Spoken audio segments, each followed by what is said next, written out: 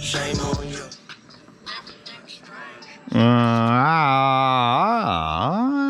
Fidelio X3s. Philips Fidelio X3.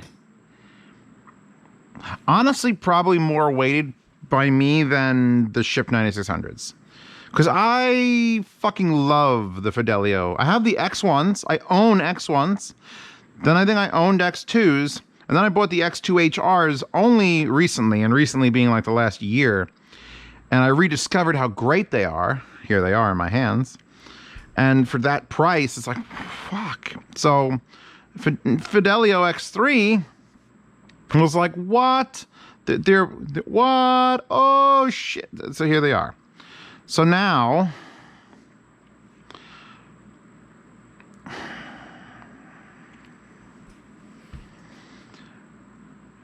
they sound real close. These are better. The X3s sound better, but it's taking me way too much time. Sitting here with the X2 HRs, hooked up to the JDS Labs EL2, hooked into the own S8 DAC.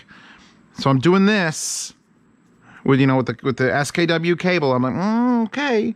And then I've got these new X3s hooked up to the IFI Zen can, which is only being pushed by the D10S, which is still fucking amazing, by the way. But we are... If you blindfolded me and gave me like 20 minutes between listenings, I probably would have a hard time telling them apart without fully grasping it. So this is $145 right now, and this is $350. Now, they've tried to make that price difference matter more by doing things like getting it wrapped in fine Scottish leather. No, get off that. Undo. Stop. Yes. Muirhead fine Scottish leather comes with this. Comes with the whole thing, explaining how there's 7 generations doing it. And I will say this, it's been a long time since I picked up a headphone in an unboxing and went like this. And it just is leather. Like, that is leather. This is leather. We'll talk about the design changes. We'll get to the sound, maybe, if it even matters. And then I'll have a conclusion, maybe. I don't know. Wallpapers. Who cares? So, the original X1s were replaced by the X2s, which all they really did, X1, this was brown and silver, and I liked it more. And this didn't come up quite as high. It was like down here. So it didn't fit people with DMS ears in their neck. So they made it really high. Unfortunately, that makes it the biggest, stupidest looking thing you've ever seen when your head is not a cone head. And then the X2HRs, basically I did like a driver tweak, I think. It was just a driver tweak. Some people say nothing happened, but then why would they change it just to re-release? Don't know. Maybe they also, I think these became memory foam at some point along the way. They definitely were not on the X1s, my original thing of the X2s. So that could be one of the reasons they did it. These have a vinyl top with this like breathable, super padded elastic band, which some people hate. Never really liked the pads too much on the X2s. Like, I tried to change them on the X1s, but it kept breaking the sound. And then at least with these, it was a little bit, with the memory foam and that like you could just see how much hair and dirt is stuck to them because it's like Velcro. So when they got the X3s out, they've kept a similar aesthetic, like the same way that the actual cup moves. It bounces around in here. They've gone with a much cleaner looking cloth. In fact, the entire cup is covered in cloth, which I've not seen before. And if you feel here, you could feel the openings. You could probably just cut the cloth off if you felt like it. The metal ring, instead of the two going over the top with vinyl, it is a solid piece wrapped in Muirhead leather. Okay, headband piece, this also leather, and this is beautiful. It's like, this is beautiful. My problem with what they've done is they didn't end the leather with anything. It just sort of is cut, and you could see glue and stuff. So this is a premium $300 set of headphones, and it shouldn't just end. Like, I think I could even see a line where someone might have drawn to cut it with a scissor. Like that, just needs a little bit of trim around it. You don't notice it from afar, but they've just glued leather to metal and you're done, which is better than most headphones do, but I'm just saying. This piece, however, is exquisite. The actual piece that hits you on the top of the head. I believe this is also the leather down here and up here, and it's just, they finish this beautifully with stitching. So other than that little bit, there's really nothing wrong visually with these headphones. Same pads, but I think a little bit softer. You can see I'm getting a little more of a bite out of it. Same nice memory foam pads. The clamp is not all that great. You could probably improve it if you really wanted to do a little bit of that. Because I kind of think when I was wearing them, if I pushed on them a little bit, the sound improved a little bit.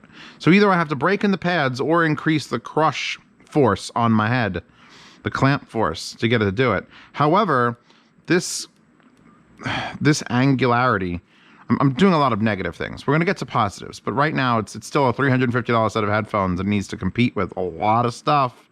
Sundaras exist in that range. Oh, for the first time, they're now balanceable. The original X2s, X2HRs, and X1s, single side 3.5mm.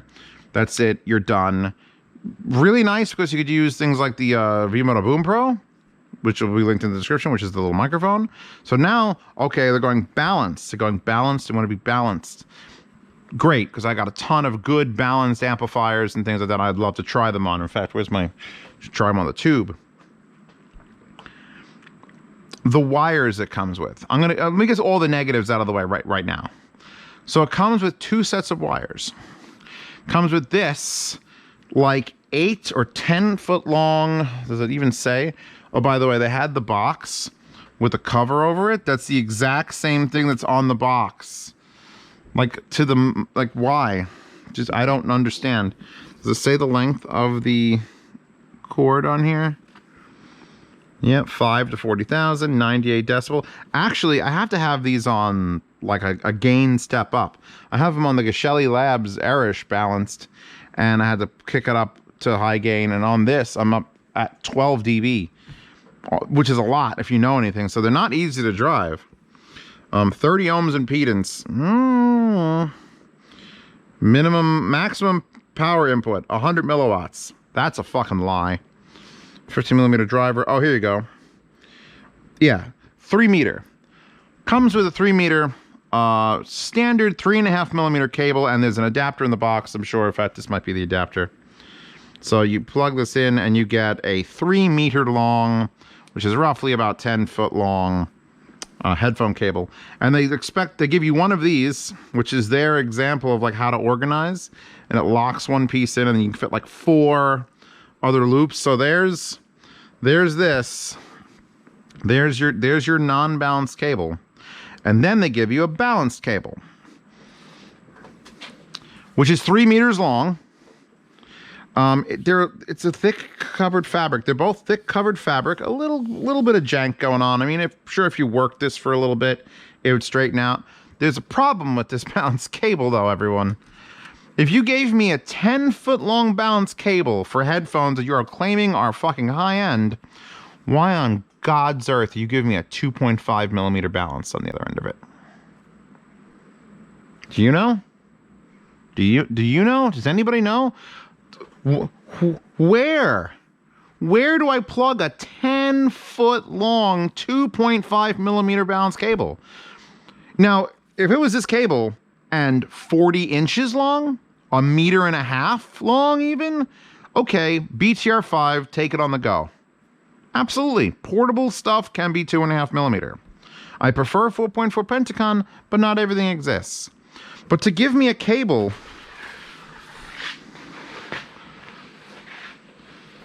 that long? Hi. With a 2.5mm? Is the stupidest thing I've ever fucking seen, Philips. Philips sent me this. They're watching this right now. This needs to end here. Throw away that much cable.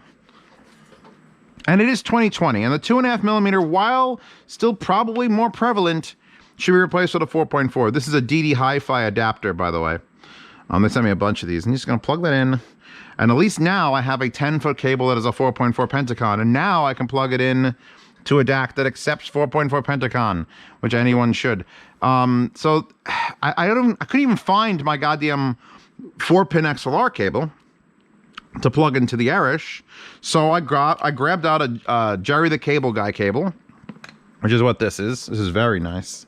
Very, very nice. Very pretty.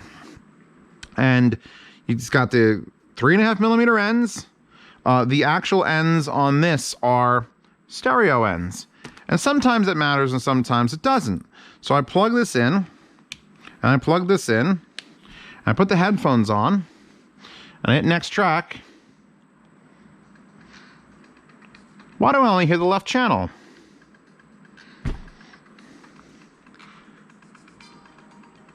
Oh, shit, Phillips. I have to unplug this cable slightly because they decided that instead of just making it a 3.5mm on one side and a 3.5mm on the other side, it's fine.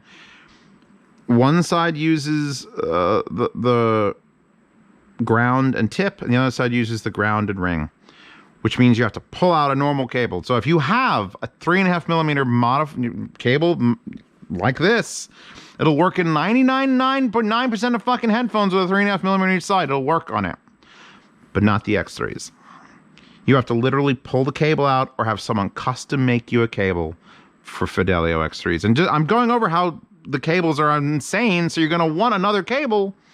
And I'm telling you, you can't. Well, you can. You gotta tell Periopt, or you gotta tell Jerry the Cable Guy, or you gotta tell Hard Audio to say, hey, could you make a very special cable for my X3s?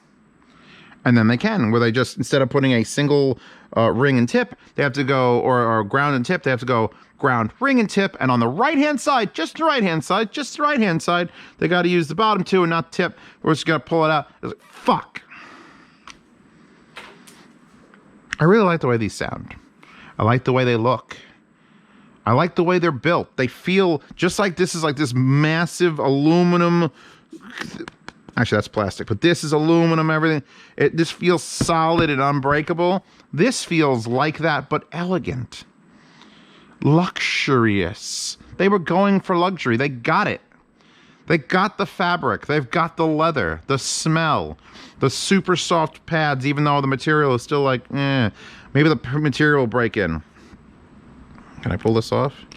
Here, look, we can pull this off. There's an alignment pin and an X3 right. It's directional. Look how far they've angled the driver. They have this beautiful piece of sound material over it. They do work. They did work. It sounds better than the X2s. Barely. Fucking barely, but it does sound better. The problem is the price tag. Where's my align pin? Look, there's actually a link for like a line pin. Like, why? Who would go through the trouble to literally print on the back of this alignment pin and then have an align pin here so that you could align the align pin? Like, that's high-end shit. They want a high-end market.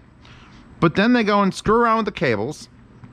Cables are a complete fail. They're too long. Like, I wouldn't mind if it was like a 1/4-inch one. You're gonna, you know, for the home audio aesthetic. But if you're gonna give me a balanced one, make it short. And if you're not gonna give me a short balance or a cable, if you think people are gonna change your cables because, you know, you're going for the high-end headphone, at least make it compatible with what's out there. Have I covered all the negatives about this headphone? I need a wire back. Hold on. All right, we're turning off the negativity. I'm sorry it had to take up the first like 12.5 minutes of this video. 12.5? Hopefully. Let's get to the good parts.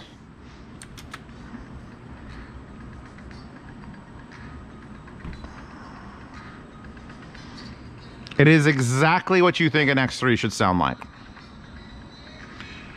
I wish it wasn't $350. I pray that it would, because the X2s and the X2 HRs, when they first came out, were in the $200 range, like $180. They were in the $200 range. So I knew the X3 was going to be more money. I didn't think it would be $350, like maybe $280, because the outgoing model is less, it's 40% the cost of these. So why would anyone buy the newest, best one, which is what this is the newest, best one, if for 60% off you can get a brand new set of X2 HRs? So I think what I'm going to tell you all is wait. Philips drew their line in the sand.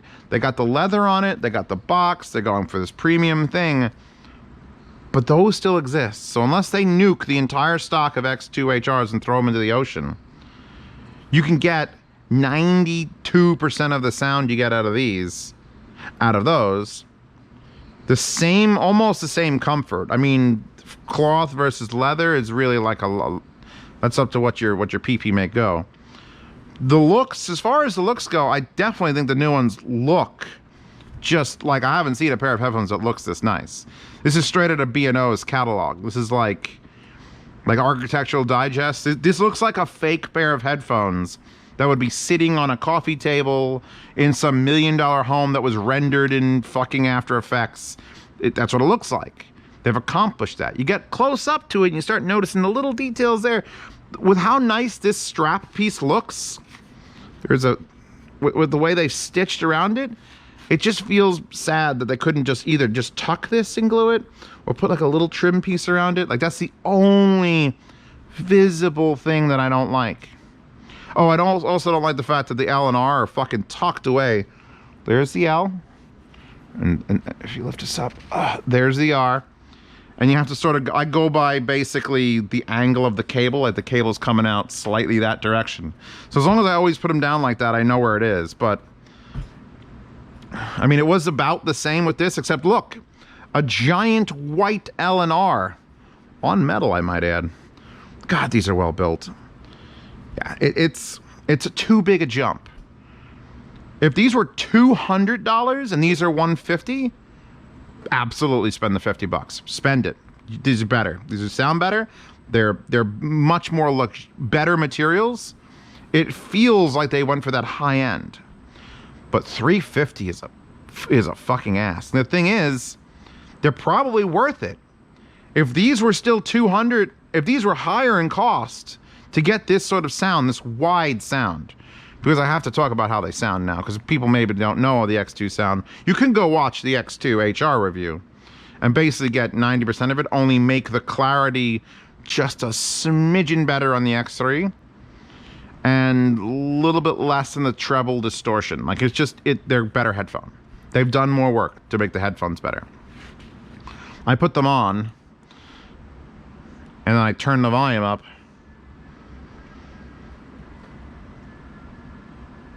Like Ennio Morricone, it's just silky. The only, you know what the other problem is? You know what the other problem is with the X3s? Sivga Phoenix exists at all. And for silky, wide, well, actually these aren't that wide, but for like the sort of sound and the luxury they're going for, luxury, these are $250. That's $100 less. It's just, it's poor timing. It's poor timing. A year ago, instead of coming out with the X2 HRs, if they came out with these and they priced them around $300, fucking gonna win. Everything's a win. I mean, they say they win all sorts of awards.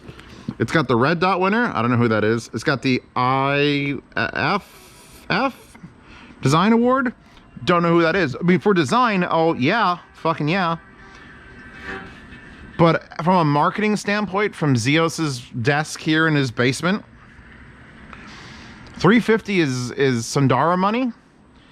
And I think they actually do compete audibly with this. They're a completely different sound signature. But I would like to see them compete. But then you have those which are so cheap. And you have those which just entered the marketplace. And those are like... So it's just in this weird realm of like, can I want to recommend it so bad. I'm recommending it. I am recommending it. I recommend they lower the price too, which I don't even have to do that. Everyone's just going to look at them and go, huh, and then buy something else. And then eventually the price will come down. Because I love these headphones. I enjoy listening to them. I was wearing them for hours. And then I just keep thinking, But would I spend $350 on them? Well, will you? That's her face. She's confused too.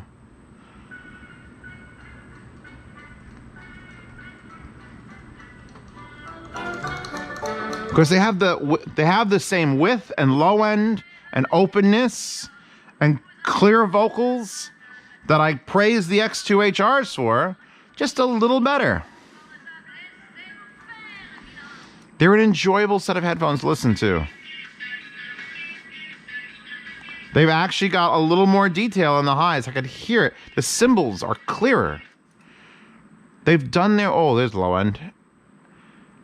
There's this big echo chambery room around what I'm listening to. It sounds kind of like my upstairs, which sounds a little bit too echoey, but it's better than that. But it's a hell of a thing. If I had to judge these solely on sound, and there was no relation to anything here, if these were called like the I Bass Butt 10,000s, that's what they're called.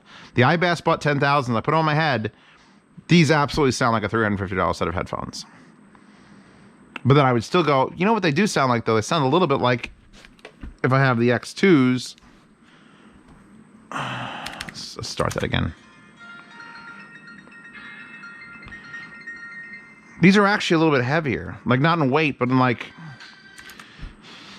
they've lightened these up. They've gone with these kind of are a little bit closer. They're a little bit closer with the sound, which is maybe more what you want, more immediate. But these are definitely their like 7 series, the BMW 7 series of their headphones. By the way, it comes with a sack. It looks like a baklava, but it's actually a headphone bag.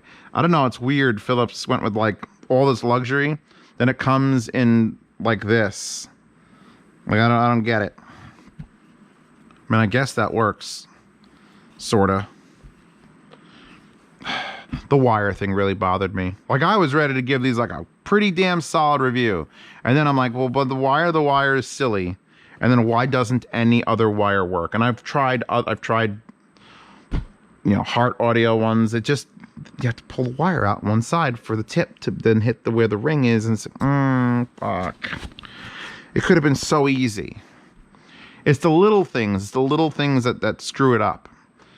And the wires, like you can use them, but the stock wires, I just have to like worry. They're just a big puddle of wire on the floor because it's so damn long. There's a cricket in here. I have to kill it.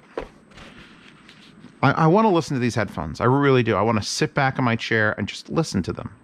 Same way I did with those Civica Phoenix, where I just listened to them. I don't want to pay $350 for them though. As much as I think that, I keep saying they're worth $350 in sound, but I wouldn't pay it because $250, because $145. That's,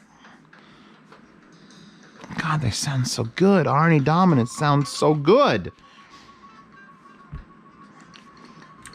If anything, where I talked about the Ship 9600 versus the Ship 9500, where that was a completely different change in sound, this is much more of an upgrade path directly from that's the way that sounds, and here's how that sounds, but better.